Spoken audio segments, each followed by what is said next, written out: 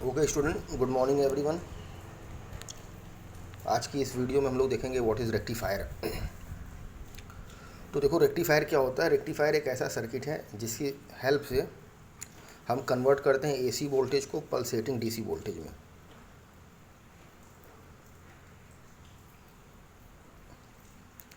Rectifier देखो क्या, rectifier is a circuit which is use to convert AC voltage into pulsating DC voltage.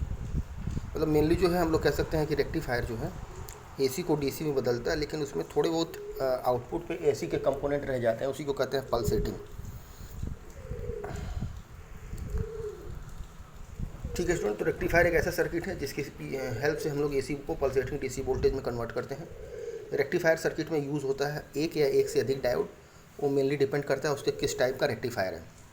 तो mainly जो हमारे syllabus में जो रेक्टिफायर है स्टूडेंट, वो है हाफ वेव रेक्टिफायर, एक है हाफ वेव, दूसरा जो हमारा है सिलेबस में वो है फुल वेव।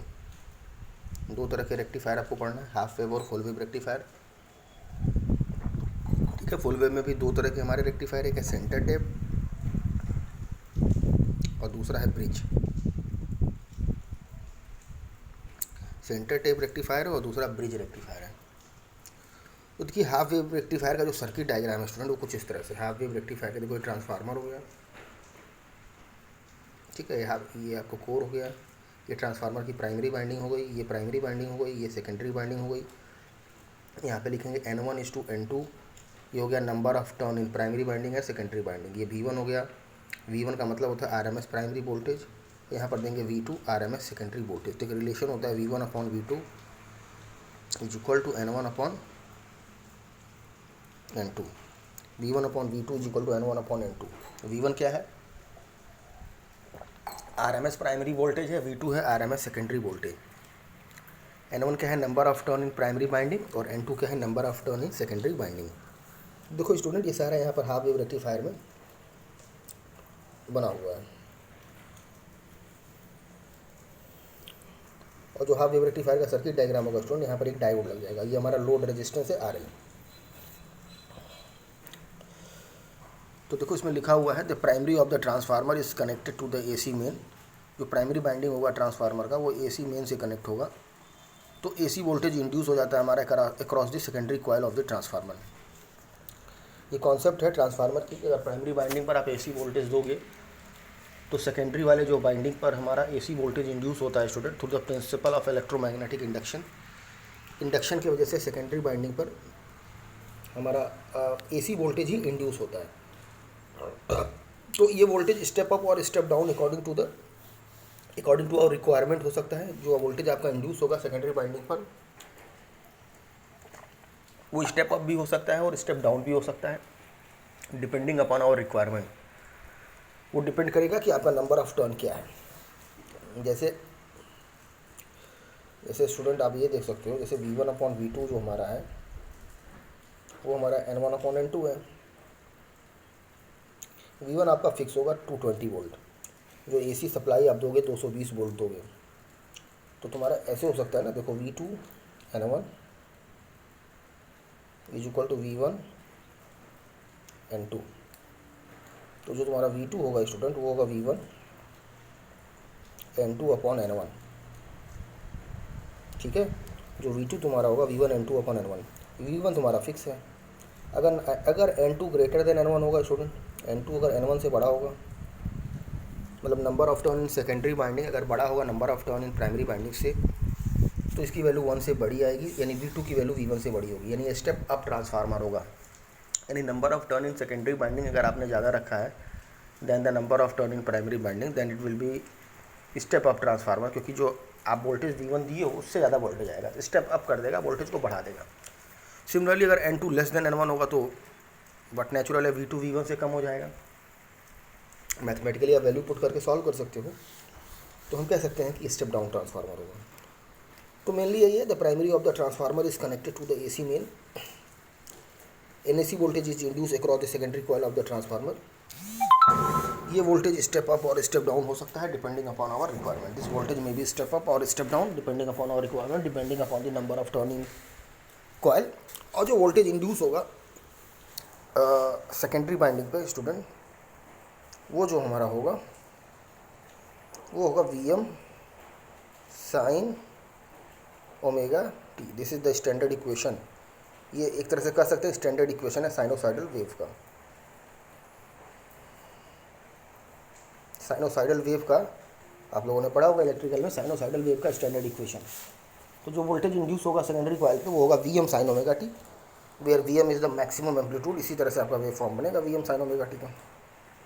देखा जाए तो ये आपका एक्स एक्सिस हो ओमेगा टी हो जाएगा, ये आपका मैक्सिमम एम्पलीट्यूड है तो Vm हो जाएगा, ये 0 हो जाएगा, ये आपका पाई हो जाएगा, और ये आपका 2 पाई हो जाएगा। ठीक है, तो ये स्टैंडर्ड इक्वेशन है साइनोसाइडल वेव का। अब देखो इसकी वर्किंग समझाया गया है कि कैसे वर्क करता है हाफ वेव रेक्टिफायर। तो जो हाफ वेव रेक्टिफायर की वर्किंग समझाया है, तो आपका जो साइनोसाइडल वेव यहाँ पर जो आपका इंड्यूस होगा स्टूडेंट, वो कुछ इस तरह से होगा। इसमें भी 2 साइकिल होता है, इसको कहते हैं पॉजिटिव हाफ साइकिल ऊपर वाले को, और नीचे वाले को कहते हैं निगेटिव हाफ साइकिल। ये आपका इंड्यूस वोल्टेज हो गया, मान लो आपका वोल्टेज इंड्यूस हुआ है, ये आपका ओमेगा टी हो गया, ये आपका हो गया 0, ये आपका हो गया पाई, और ये आपका हो गया 2 पाई। तो 0 से जो पाई तक हमारा वेव फॉर्म है स्टूडेंट, वो पॉजिटिव हाफ साइकिल हो गया, और पाई से 2 पाई जो हमारा है वो नेगेटिव हाफ साइकिल हो गया।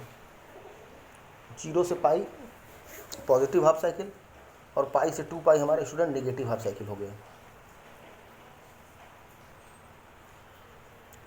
तो वर्किंग में देखो क्या होगा during the positive half cycle. अब उसके लिए देखो डायोड की एक प्रॉपर्टी देख लो, डायोड की प्रॉपर्टी क्या है। देखो जो डायोड होता है हमारा कुछ इस तरह से होता है। ये हमारा डायोड है। डायोड क्या है? Diode is a 2 terminal device, die plus ode. इसमें 2 इलेक्ट्रोड होते हैं, इसको कहते हैं एनोड। इसकी अलग से वीडियो हम बनाएंगे डायोड की। और दूसरी होती है कैथोड। एनोड और cathode. Diode is a 2 terminal device, it is a unidirectional device. Unidirectional means it conduct only in one direction and offer high resistance in other direction. मतलब कह सकते हैं डायोड हमारा 2 मोड में काम करता है, फॉरवर्ड बायस और रिवर्स बायस। अगर स्टूडेंट इसको बैटरी पी, इसको कहते हैं पी टर्मिनल, इसको कहते हैं एन टर्मिनल। ठीक है, अगर पी को बैटरी के पॉजिटिव से जोड़ोगे और एन को निगेटिव से जोड़ोगे तो ये हमारा होगा फॉरवर्ड बायस। और इसी का उल्टा अगर देख लो इस तरह से है, पी को निगेटिव से जोड़ोगे और एन को पॉजिटिव से जोड़ोगे, पी निगेटिव एन पॉजिटिव, तो ये हमारा होगा रिवर्स बायस। तो डायोड हमारा 2 मोड में काम करता है, फॉरवर्ड बायस और एक रिवर्स बायस। तो मेनली जो डायोड हमारा फॉरवर्ड बायस में कंडक्ट करता है, रिवर्स बायस में कंडक्ट नहीं करता है। और मेनली डायोड, अगर आइडियल डायोड देखो, एक हमारा सर्विस में एक आइडियल डायोड भी है, तो आइडियल डायोड की प्रॉपर्टी देख लो। आइडियल डायोड किसे कहते हैं? Ideal diode. आइडियल डायोड जो होता है वो फॉरवर्ड बायस में क्लोज स्विच की तरह काम करता है। इस तरह से देख लो, अगर आइडियल डायोड हमारा है, मान लो ये पॉजिटिव है नेगेटिव, फॉरवर्ड बायस में अगर है तो आइडियल डायोड है तो क्लोज स्विच की तरह काम करेगा। और रिवर्स बायस में स्टूडेंट ये माइनस हो जाएगा, ये प्लस हो जाएगा। और आइडियल डायोड है तो फॉरवर्ड बायस में क्लोज स्विच, और रिवर्स बायस में हमारा ओपन स्विच की तरह काम करता है। या कह सकते हैं अगर आइडियल डायोड है तो फॉरवर्ड बायस में परफेक्ट कंडक्टर की तरह काम करता है, और रिवर्स बायस में परफेक्ट इंसुलेटर की तरह काम करता है। तो मेनली हम इसको आइडियल डायोड मान के करेंगे। तो देखो लिखा है during the positive half cycle of the input voltage the diode is forward bias. देखो इसमें बताया गया वो, इस वाले फिगर में आप देख सकते हो। इस वाले में देखो, during the positive half cycle of the input voltage the diode is forward bias. और चूंकि डायोड फॉरवर्ड बायस में है तो it conduct and current I L flow through the load resistance R L. ठीक है, चूंकि पॉजिटिव हाफ साइकिल जब आप लोगे तो डायोड में देखो पोलैरिटी बताया गया है फिगर में, जहाँ लिखा हुआ है half wave rectifier for positive half cycle. तो during the positive half cycle जब आप लोगे इनपुट वोल्टेज का, तो डायोड इज फॉरवर्ड बायस होगा। और चूंकि डायोड फॉरवर्ड बायस में है तो it conduct and current I L flow through the load resistance R L to produce output voltage V O. ठीक है, in forward bias the voltage drop जो होगा across the diode is very small, that is 0.7 volt for silicon and 0.3 volt for germanium. अगर diode practical diode है तो उसके across drop होगा, diode के अक्रॉस हमारा ड्रॉप होगा। और जो भी ड्रॉप होगा वो सिलिकॉन के लिए अगर है तो 0.7 वोल्ट का ड्रॉप होगा, और जर्मेनियम है तो 0.3 वोल्ट का ड्रॉप होगा। ठीक है, अगर आइडियल डायोड नहीं, प्रैक्टिकल डायोड अगर है तो ड्रॉप होगा, और आइडियल डायोड है तो ड्रॉप नहीं होगा। तब जो वोल्टेज ड्रॉप होगा उसके अक्रॉस 0 वोल्ट होगा। तो वही कह रहा है कि अगर आइडियल डायोड नहीं है, प्रैक्टिकल डायोड है, तो पॉजिटिव हाफ साइकिल के अक्रॉस अगर हम लोग बात करें तो डायोड फॉरवर्ड बायस में होगा। और चूंकि डायोड फॉरवर्ड बायस में होगा तो कंडक्ट करेगा, करंट फ्लो करेगा लोड रेजिस्टेंस के क्रॉस RL के थ्रू, ये जो RL है इसके क्रॉस करंट फ्लो करेगा, और जब करंट फ्लो करेगा तो हमको आउटपुट मिलेगा, और कितना मिलेगा तो RL इंटू IL से हम निकाल सकते हैं कितना आउटपुट मिलेगा। VO बराबर हमारा होगा RL इंटू IL, जो हमारा लोड रेजिस्टेंस है और जो करंट उसमें फ्लो करेगा उसके क्रॉस हम लोग आउटपुट वोल्टेज निकाल सकते हैं। लेकिन प्रैक्टिकल पर्पस के लिए हम एज्यूम कर लेंगे कि डायोड आइडियल है। अगर आइडियल डायोड है तो वोल्टेज ड्रॉप जो होगा cross the diode is zero. तो अगर वोल्टेज ड्रॉप जीरो, इसका मतलब same exactly same output voltage हमको मिल जाएगा अक्रॉस द आउटपुट। जो आउटपुट वोल्टेज मिलेगा नियरली सेम मिलेगा as the input voltage VI at every instant. हर क्षण हमको आउटपुट वोल्टेज सेम मिलेगा एज इनपुट। और जब हम during the negative half cycle लेंगे student of the input AC voltage, negative half cycle में क्या होगा, डायोड हमारा रिवर्स बायस में होगा, और चूँकि डायोड रिवर्स बायस में है तो यह कंडक्ट नहीं करेगा, it does not conduct, therefore no current flow in the circuit, इसलिए सर्किट में कोई करंट नहीं फ्लो करेगा। IL के बाद जीरो हो जाएगा and the output voltage across the load register is also zero. जो आउटपुट वोल्टेज होगा स्टूडेंट हमारा वो भी ज़ीरो होगा।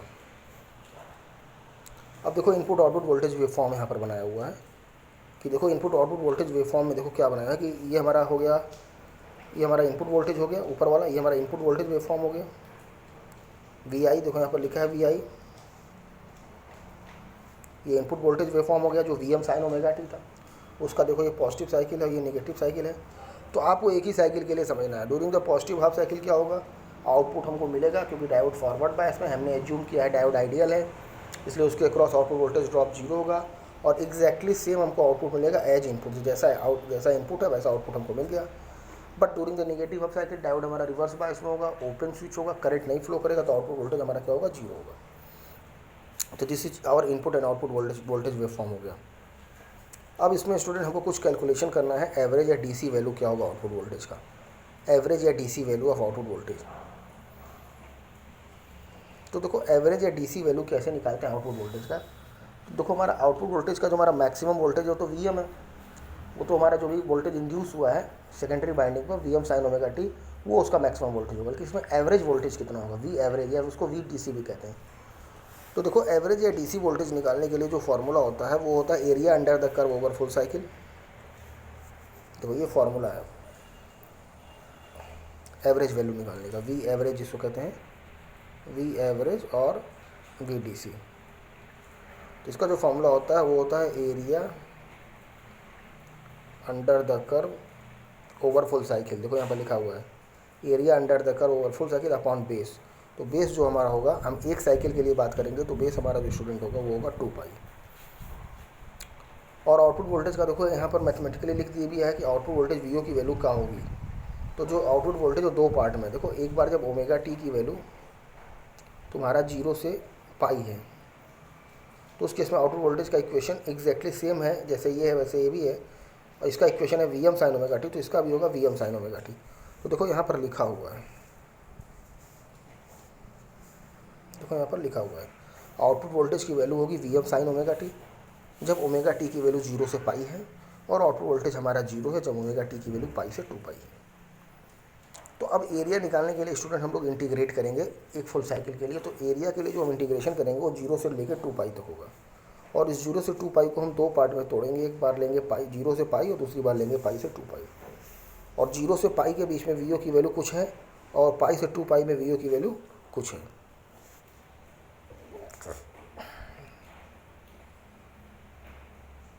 अब देखो स्टूडेंट,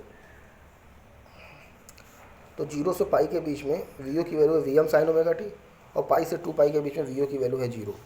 तो जब इसको इंटीग्रेट करोगे स्टूडेंट, 0 से पाई जब तुम जा रहे हो, और 0 से पाई VM साइन ओमेगा टी और डी ओमेगा टी जब आप कर रहे हो, देखो VM कांस्टेंट है बाहर ले लोगे, और साइन ओमेगा टी का इंटीग्रेशन करोगे तो तुम्हारा आएगा माइनस कॉस ओमेगा टी। ठीक है, और लिमिट है तुम्हारा 0 से पाई। तो एक बार ओमेगा टी जगह पाई पुट करोगे, एक बार ओमेगा टी की जगह 0 पुट करोगे, तो तुम्हारा देखो ये होगा VM।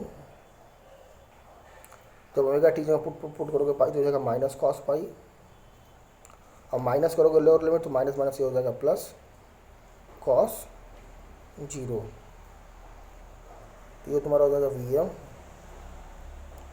कॉस पाई का मान होता है -1, तो माइनस माइनस हो जाएगा प्लस, और कॉस 0 का मान होगा 1। तो दैट इज ये तुम्हारा हो जाएगा 2 VM, ये तुम्हारा हो जाएगा 2 VM स्टूडेंट हो जाएगा। ठीक है, देखो यहाँ पर सॉल्व भी किया है मैंने, एक एक चीज़ जिससे एक एक स्टेप देखो यहाँ पर दिखाया भी गया है। यहाँ तुम देख सकते हो 2 VM आया। तो तुम्हारा एवरेज वैल्यू जो होगा area under the curve over full cycle जो तुमने निकाल लिया है 2 VM, और अपन टोटल बेस करोगे तो 2 पाई, तो 2 VM अपन 2 पाई करोगे तो VM अपन पाई आ जाएगा, यानी VM अपन पाई यानी 1 अपन पाई जब तुम लोग कैलसी से सॉल्व करोगे तो आएगा 0.318। यानी हम कह सकते हैं जो एवरेज वैल्यू होगा या जो DC वैल्यू होगा आउटपुट वोल्टेज का वो 31.8% होता है of the maximum AC input voltage. लगभग 32% हम कह सकते हैं 32% होता है of the maximum AC input voltage. Similarly student जो एवरेज वैल्यू या DC वैल्यू होगा करंट का आई एवरेज या आई DC, देखो वो भी इसमें बताया गया है कि जो आई एवरेज होगा या आई DC होगा उसके लिए जो फॉर्मूला होगा ओम्स लॉ से I = V/R जब आप करोगे तो आई DC करोगे तो VDC/RL, और VDC का मान होता है VM/π। ठीक है, और फिर VM/RL को तुम लिख सकते हो यहाँ पर देखो, ये VM/RL को तुम लिख सकते हो IM ओम्स लॉ से। ठीक है, तो IM लिख दिया और पाई है, यानी IDC भी जो तुम्हारा होगा वो 31.8% होगा VM का। Hence the value of DC load current is 31.8% of the maximum value of load current. अब नेक्स्ट स्टूडेंट जो है इसमें वो है रिपल फैक्टर। रिपल फैक्टर, तो सबसे पहले जान लो रिपल क्या होता है। सबसे पहले जान लो स्टूडेंट कि रिपल क्या होता है। तो रिपल जो होता है अनवांटेड AC कंपोनेंट, जैसे रेक्टिफायर जो होता है ना, वो मैंने आपको बताया है कि AC को DC में बदलता है। रेक्टिफायर क्या करता है AC वोल्टेज को DC में कन्वर्ट करता है लेकिन पूरी तरह से वो DC में नहीं कन्वर्ट कर पाता, उसमें थोड़े बहुत AC के कंपोनेंट रह जाते हैं। ठीक है, मान लीजिए 100 AC लिया तो उसको 100 DC में बदलना चाहिए, लेकिन 100 DC में ही नहीं कन्वर्ट कर पाता, मान लो 98 DC में ही कन्वर्ट करता है और 2 उसमें AC रह जाते हैं। ठीक है, एक बात अगर किया जाए तो अगर कहा जाए कि 100 AC है तो उसका काम है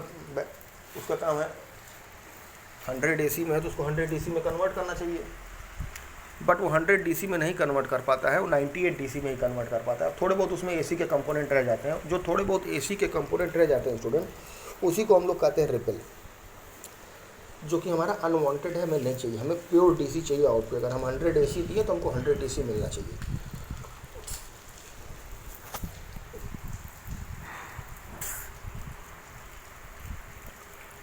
तो रेक्टिफायर हमारा AC को DC में कन्वर्ट करता है, जो थोड़े बहुत AC के कंपोनेंट रह जाते हैं उसी को कहते हैं रिपल। या एग्जैक्टली अगर बात करें तो अनवांटेड ऐसे लिख सकते हैं कि unwanted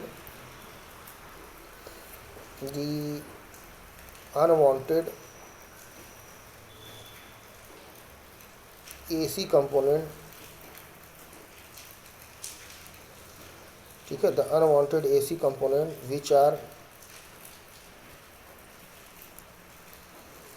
which are present at the output of rectifier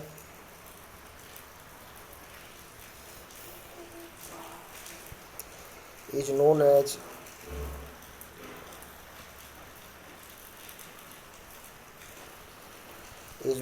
ripple. ठीक है, रिपल क्या है? The unwanted AC component which are present at the output of rectifier is known as ripple. अब हमारा रिपल फैक्टर क्या है?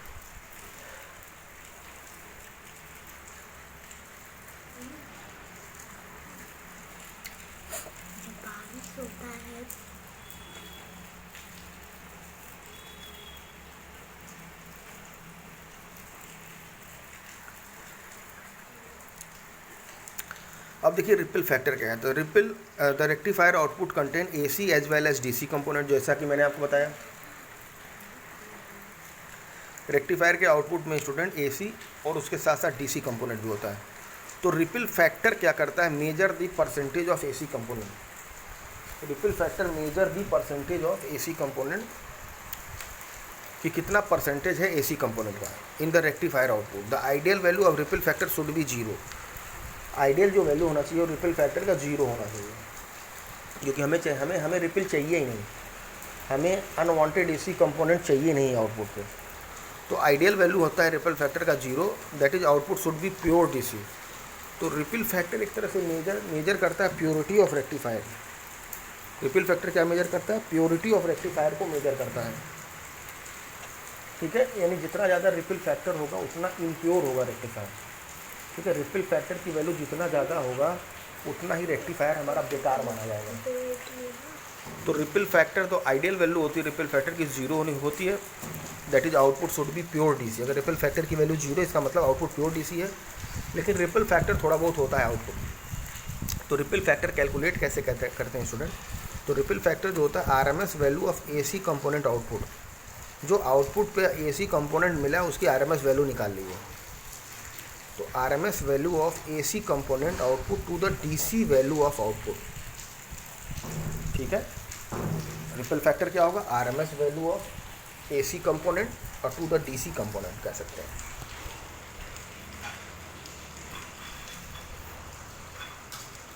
अब नेक्स्ट देखिए हमारा रिपल फैक्टर स्टूडेंट कैसे कैलकुलेट करेंगे। रिपल फैक्टर कैसे कैलकुलेट करते हैं? तो रिपल फैक्टर को कैलकुलेट करने के लिए स्टूडेंट हमारे पास एक फार्मूला है, वेरी इंपॉर्टेंट फार्मूला। ये फार्मूला होता है I square R M S is equal to I square A C plus I square D C. तो हम लिख सकते हैं I R M S is equal to under root of I square A C और plus I square D C, ठीक है। चीज़ें देखो यहाँ पर सब कुछ लिखा हुआ है,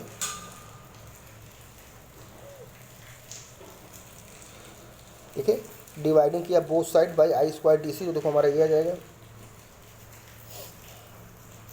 या हम कह सकते हैं I square A C upon I square D C is equal to I square R M S upon I square D C minus one, या I A C upon I D C करेंगे तो under root of I R M S upon I D C का whole square. तो जो हमारा ripple factor होता है are बराबर, वो स्टूडेंट होता है आई ए सी अपॉन आई डी सी, ये हमारा रिपल फैक्टर है। तो हम लोग कह सकते हैं रिपल फैक्टर आर बराबर जो होगा under root of I R M S और अपॉन आई डी सी का होल स्क्वायर माइनस वन। और इसी को कहते हैं स्टूडेंट फॉर्म फैक्टर भी। फॉर्म फैक्टर जो होता है हमारा वो होता है I R M S upon I D C, ठीक है। या हम लोग रिपल फैक्टर को ये भी कह सकते हैं, रिपल फैक्टर को ये भी कह सकते हैं आर बराबर under root of form factor का square minus, very important relation, ripple factor को हम लोग ये भी कर सकते हैं कि फॉर्म फैक्टर का स्क्वायर माइनस वन, ठीक है। एक पीक फैक्टर भी होता है, वो भी आप लोगों ने इलेक्ट्रिकल में पढ़ा होगा, ठीक है।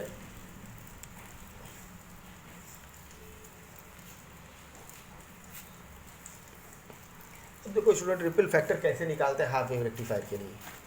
रिपल फैक्टर हम लोग कैसे कैलकुलेट करते हैं हाफ वेव रेक्टिफायर के लिए और फुल वेव रेक्टिफायर, दोनों के लिए हम लोग को रिपल फैक्टर कैलकुलेट करना है। तो उसके लिए हमको आरएमएस वैल्यू और डीसी वैल्यू मालूम होनी चाहिए।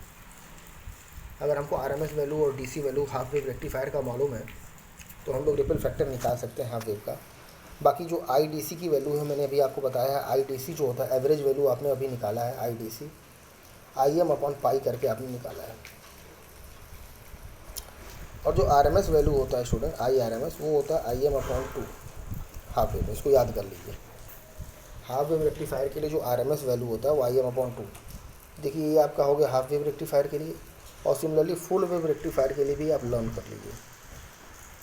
हाफ वेव रेक्टिफायर के लिए और फुल वेव रेक्टिफायर के लिए दोनों के लिए एवरेज वैल्यू और आरएमएस वैल्यू मालूम होना चाहिए। तो हाफ वेव रेक्टिफायर के लिए जो आईडीसी होता है स्टूडेंट वो होता है I M upon pi. Half wave rectifier के लिए जो आईडीसी होता है स्टूडेंट वो होता है आईएम अपॉन पाई, जो भी आप लोगों ने निकाला है एवरेज वैल्यू या डीसी वैल्यू, एरिया निकाल के और टोटल बेस से आपने जब मल्टीप्लाई किया था तो एवरेज वैल्यू निकल गया था। तो आईडीसी हमारा आया था आईएम अपॉन पाई और आईआरएमएस होता है आईएम अपॉन टू। अभी नेक्स्ट पेज पे इसका हम लोगों ने डेरिवेशन किया है कि कैसे निकालते हैं आरएमएस वैल्यू। फिलहाल आप आरएमएस वैल्यू लर्न कर लीजिए। हाफ वेव रेक्टिफायर के लिए IM/2 होता है, और फुल वेव रेक्टिफायर के लिए जो स्टूडेंट IDC होता है वो होता है 2IM/π, 2IM/π। और IRMS जो होता है फुल वेव में वो होता है IM/√2। ठीक है, फुल वेव रेक्टिफायर के लिए जो हमारा IDC होता है, एवरेज वैल्यू या DC वैल्यू होता है 2IM/π होता है, और IRMS होता है IM/√2। अब इसका डेरिवेशन देख लीजिए कि RMS वैल्यू कैसे निकालते हैं। तो IRMS निकालने के लिए जो फॉर्मूला है स्टूडेंट वो ये है। IRMS निकालने का जो हमारा फॉर्मूला है, रूट मीन स्क्वायर वैल्यू, सबसे पहले आप रूट ले लीजिए, फिर मीन ले लीजिए। मीन का मतलब हो गया 1/2π, 0 से 2π, ये हमारा मीन होता है, एवरेज वैल्यू। तो रूट ले लिया, मीन ले लिया, और स्क्वायर कर दिया यहाँ पर I²L d⍵t। ये हमारा फॉर्मूला है रूट मीन स्क्वायर वैल्यू का। रूट मीन स्क्वायर वैल्यू का हमारा स्टूडेंट ये फॉर्मूला है IRMS। रूट ले लिया, फिर मीन ले लिया, ये मीन हो गया स्क्वायर। सिंपली आप ये फॉर्मूला लर्न कर लो रूट मीन स्क्वायर वैल्यू का। इसी फॉर्मूले का यूज़ करके हम लोग RMS वैल्यू निकालेंगे। अब देखो IL की वैल्यू क्या होगी, तो ये भी आपको लिखना पड़ेगा। IL की वैल्यू क्या होती है हाफ वेव में, तो IL की वैल्यू देखिए दो पार्ट में होगा। एक बार IL हमको मिलेगा, एक बार हमारा होगा IL का मान होगा IM/ωt, जब ωt की वैल्यू 0 से π होगा, और एक बार हमारा IL 0 होगा जब ωt की वैल्यू π से 2π होगा। ठीक है, दो पार्ट में होता है IL, क्योंकि आपको मालूम है during the positive half cycle आपका करंट फ्लो करेगा तो आउटपुट मिलेगा। During the positive half cycle current flow करेगा तो हमको आउटपुट मिलेगा, और during the negative half cycle हमारा करंट नहीं फ्लो करेगा तो हमको आउटपुट नहीं मिलेगा। तो वही चीज़ यहाँ पर यूज़ किया गया है। देख लो, IM/ωt की वैल्यू लिखा हुआ है। ωt की वैल्यू जब 0 से π है तो IL की वैल्यू जो लोड करंट है वो हमारी है IM/ωt, और दूसरे केस में नहीं। उसका देखो यहाँ पर डेरिवेशन किया, तो डेरिवेशन को समझो। 2 मिनट का डेरिवेशन है, कुछ है नहीं इसमें। सिंपली आप लोगों ने इंटीग्रेशन पढ़ा ये इंटरमीडिएट में। तो देखो IM जब आज एक बार किया है 0 से π के बीच में IM/ωt, और इसका स्क्वायर करोगे, क्योंकि स्क्वायर वैल्यू निकालना है आपको, रूट मीन स्क्वायर वैल्यू निकालना। तो I²M/ωt, और π से 2π के बीच में इसकी वैल्यू 0। इसको तो सॉल्व ही नहीं करना आपको, सॉल्व बस आपको इसको करना है। तो 0 से π I²M कॉन्स्टेंट है, बाहर ले लेना है, तो I²M/2π, 0 से π साइन स्क्वायर। तो एक बार आप लोग रफ में कहीं निकाल लीजिएगा 0 से π और sine square theta d theta. ये आप लोगों ने पढ़ा होगा इंटरमीडिएट में, जब इंटीग्रेशन पढ़ा होगा तो 0 से π साइन स्क्वायर थीटा आप निकाल लीजिएगा।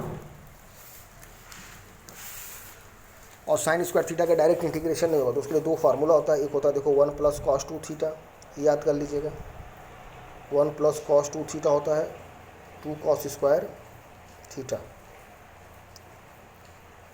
ठीक है, पढ़ा होगा 1 + cos x, 2 cos square x/2, या 1 + cos2 theta 2 cos square theta. एक होता है 1 - cos2 थीटा,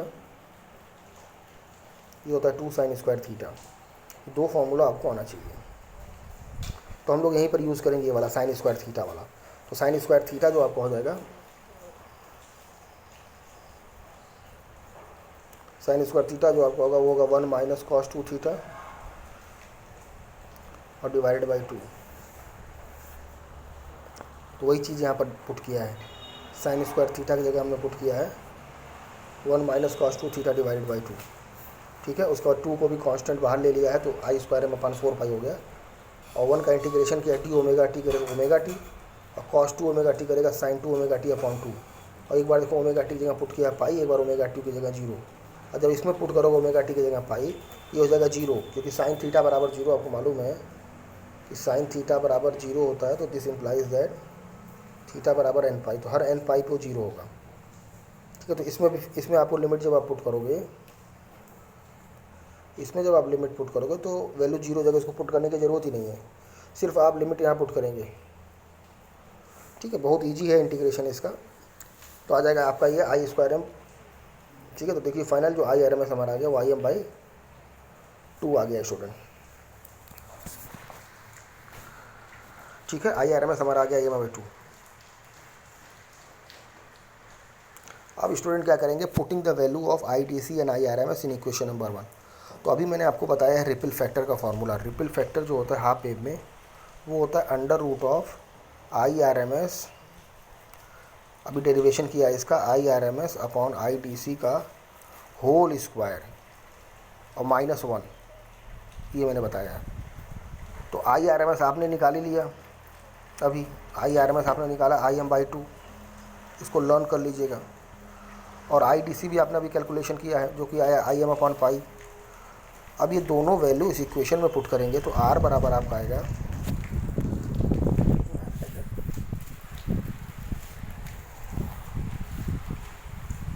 जब दोनों वैल्यू आप पुट करेंगे इस इक्वेशन में स्टूडेंट, तो IRMS आप पुट करोगे IM/2 और नीचे पुट करोगे IM/पाई, तो ऊपर जाएगा तो ये तुम्हारा हो जाएगा पाई/IM हो जाएगा। और इसका होल स्क्वायर है और -1, देखो IM से IM में कट जाएगा, तो R बराबर आपका एक स्टूडेंट आएगा अंडर रूट ऑफ पाई² 4 -1।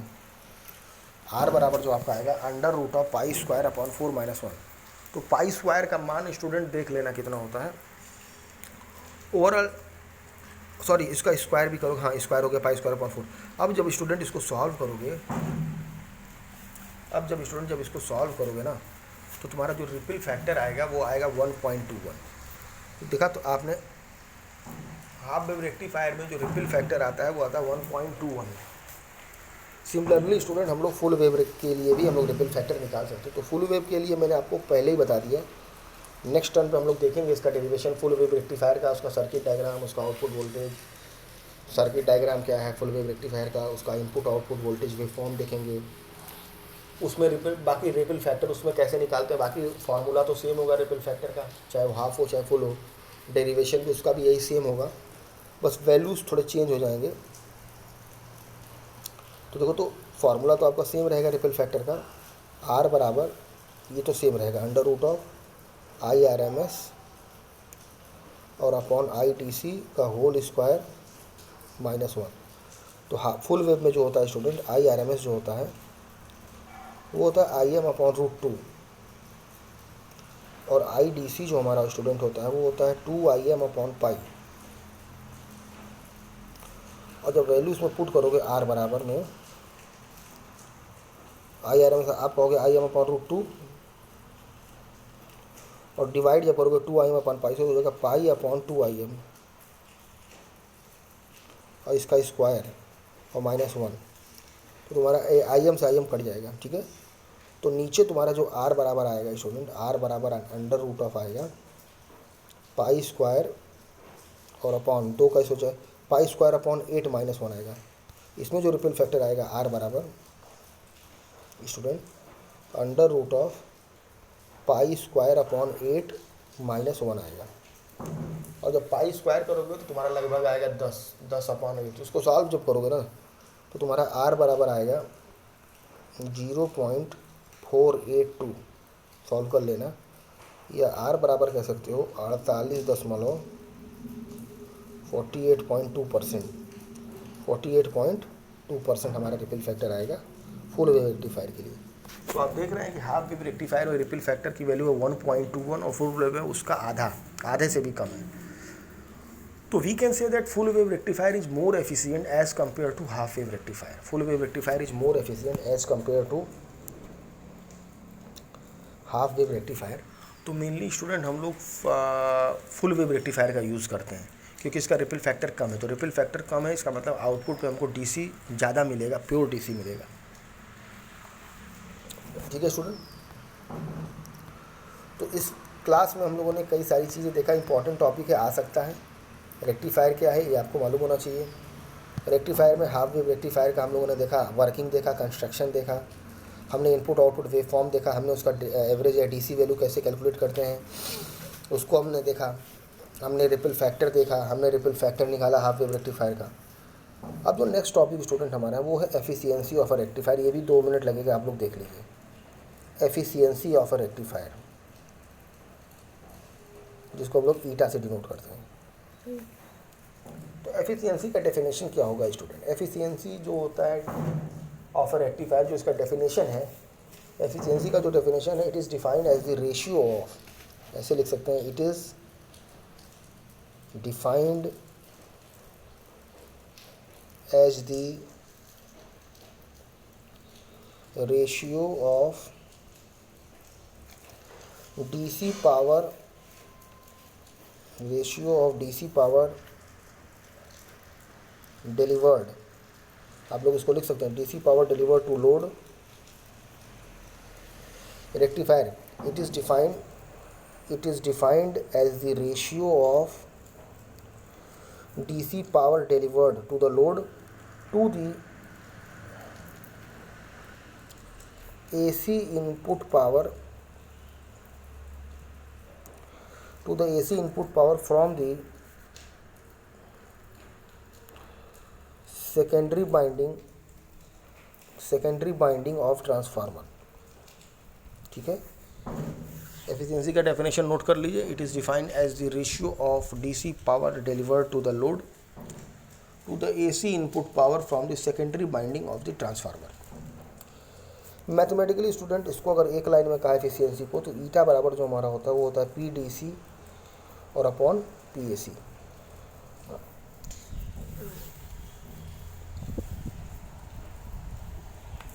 मैथमेटिकली अगर इसकी बात की जाए ईटा की, तो ये हमारा होगा PDC अपॉन PAC, या एफिशिएंसी ये भी होता है, एफिशिएंसी आपको मालूम है ना, output upon input,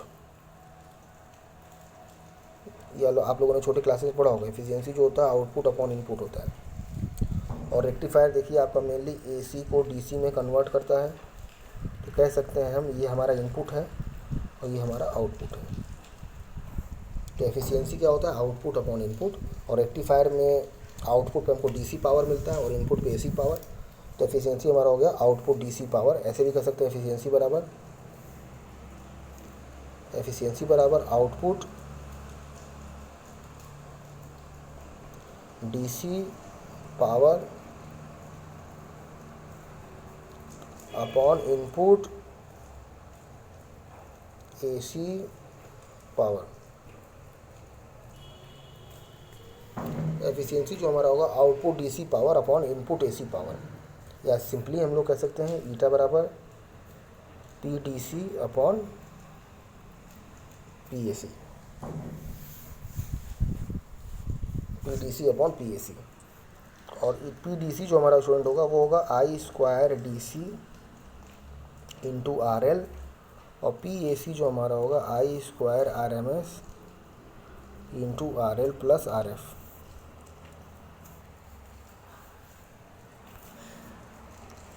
RL plus RF।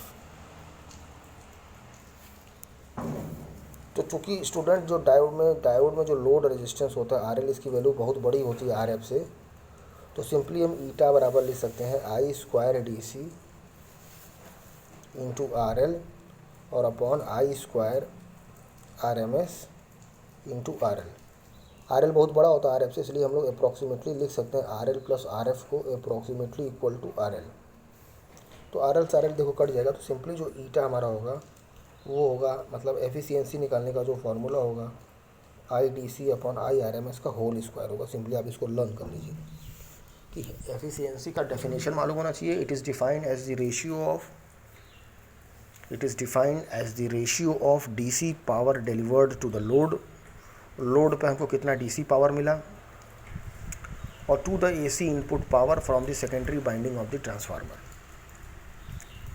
और ईटा इज इक्वल टू हमारा होगा IDC अपॉन IRMS का होल स्क्वायर। अब ये फॉर्मूला याद होना चाहिए कि एफिशिएंसी जो होता है IDC अपॉन IRMS का होल स्क्वायर होता है। और हाफ वेव के केस में अभी आपने डेरिवेशन किया है, IDC का मान आपने निकाला है IM अपॉन पाई, जस्ट अभी आपने डेरिवेशन किया है, और IRMS भी आपने अभी निकाला है, जो कि इस पेज पे आपको दिख ही रहा है। IRMS जो अभी आपने निकाला है IM अपॉन 2, देखिए यहाँ पर आपने निकाला है IM अपॉन 2। तो ईटा की वैल्यू क्या होगी, मतलब हाफ वेव रेक्टिफायर में एफिशिएंसी की वैल्यू क्या होगी, तो अभी आपने बताया IDC अपॉन IRMS का होल स्क्वायर। तो IDC आपका है IM अपॉन पाई, और IRMS करोगे तो IM अपॉन 2 जब करोगे तो ऊपर जाएगा, तो ये जाएगा आपका 2 अपॉन IM। इसी का होल स्क्वायर जो हमारा होगा वो होगा एफिशिएंसी। तो IM से IM आपका कट जाएगा, तो ये हो जाएगा 4 अपॉन पाई स्क्वायर। तो देखिए एफिशिएंसी जो हमारे हाफ वेव रेक्टिफायर में आ रहा है 4/π² आ रहा है। तो लगभग जब इसको सॉल्व करोगे कैलकुलेटर से तो आएगा 0.406, या कह सकते हो कि जो एफिशिएंसी हमारा आएगा, एक लाइन में अगर तुम कहो तो एफिशिएंसी जो तुम्हारा आएगा वो आएगा 40.6%। ये हमारा एफिशिएंसी आएगा हाफ वेव रेक्टिफायर में। हाफ वेव रेक्टिफायर का जो एफिशिएंसी हमारा आएगा स्टूडेंट वो आएगा 40.6%। सिमिलरली स्टूडेंट तुम चाहो तो फुल वेव रेक्टिफायर का भी एफिशिएंसी निकाल सकते हो। फुल वेव रेक्टिफायर में भी स्टूडेंट हमारा डेरिवेशन तो सेम रहेगा, फार्मूला सेम रहेगा, डेफिनेशन सेम रहेगा। एफिशिएंसी का डेफिनेशन तो वही रहेगा, ratio of DC power deliver to the load. Load पर हमको कितना डीसी पावर मिला और इनपुट एसी पावर कितना है secondary binding of the transformer. जो सेकेंडरी बाइंडिंग है ट्रांसफार्मर का वहाँ से इनपुट एसी पावर कितना है। तो फार्मूला तो तुम्हारा ईटा का सेम रहेगा, वही आई टी सी और upon I R M S का होल स्क्वायर, ये तो तुम्हारा सेम रहेगा। एफिशिएंसी का जो तुम्हारा फार्मूला है वो सेम रहेगा, I D C upon I R M S का होल स्क्वायर। फिर एक लाइन लिख लेना, we know that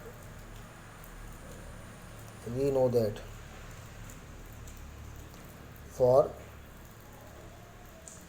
full wave rectifier, I D C जो आपका होगा वो होगा जस्ट हाफ वेव का डबल 2Im/π। इसका डेरिवेशन हम लोग देख लेंगे नेक्स्ट क्लास में। और जो IRMS होगा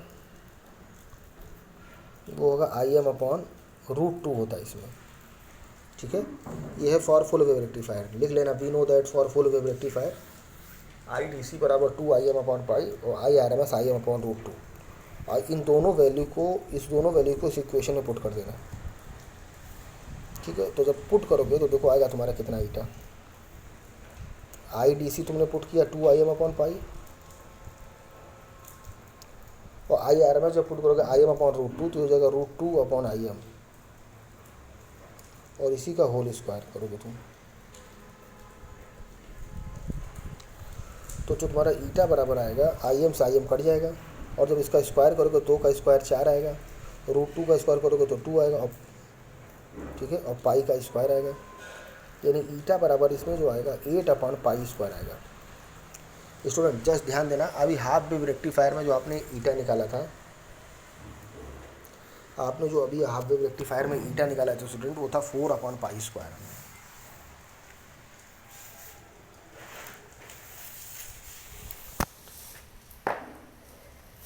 अभी आप लोगों ने जो हाफ वेव रेक्टिफायर में ईटा निकाला था, दैट इज एफिशिएंसी निकाला था, वो आपने निकाला था 4/π² और इसमें आ रहा है 8/π², तो जस्ट उसका डबल। तो उसमें था 40.6 था, इसको जब आप सॉल्व करोगे तो 0.812 आएगा, या कह सकते हो एफिशिएंसी जो होगा 81.2% आएगा स्टूडेंट। यानी फुल वेव रेक्टिफायर में जो एफिशिएंसी होगा वो 81.2% होगा, ठीक है स्टूडेंट।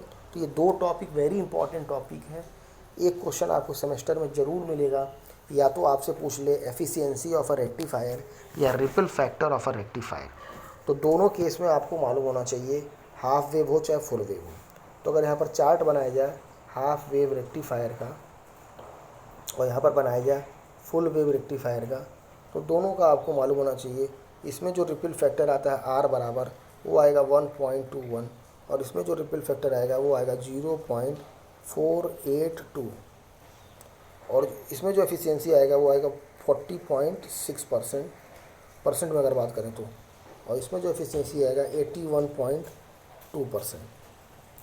ये मैथमेटिकली वैल्यू भी आपको लर्न होना चाहिए। कंपटीशंस में अक्सर वैल्यूज़ पूछते हैं स्टूडेंट, ठीक है, कंपटीशन में अक्सर से वैल्यू पूछते हैं, तो आपको वैल्यूज़ याद होनी चाहिए और इसके साथ ही साथ आपको इसका डेरिवेशन भी मालूम होना चाहिए, ठीक है स्टूडेंट। तो आज की क्लास में इतना ही। अब हम लोग नेक्स्ट टर्न पे फुल वेव रेक्टिफायर का हम लोग कैलकुलेशन देखेंगे, कैसे फुल वेव रेक्टिफायर में हमारा होता है, कैसे उसमें एवरेज और RMS वैल्यू कैसे उसमें 2Im/π आया। सेम कॉन्सेप्ट है, सेम फार्मूला है, बस थोड़ा सा उसमें ये होगा कि उसमें जो निगेटिव हाफ साइकिल है उसमें भी आउटपुट आपको मिलेगा। Unlike half wave rectifier, in the case of half wave rectifier you are getting output only during the positive half cycle, negative half cycle में आपको आउटपुट नहीं मिला। But in the case of full wave rectifier you will get the output in both the half cycle, that is during the positive half cycle as well as during the negative half cycle. Okay student, thank you.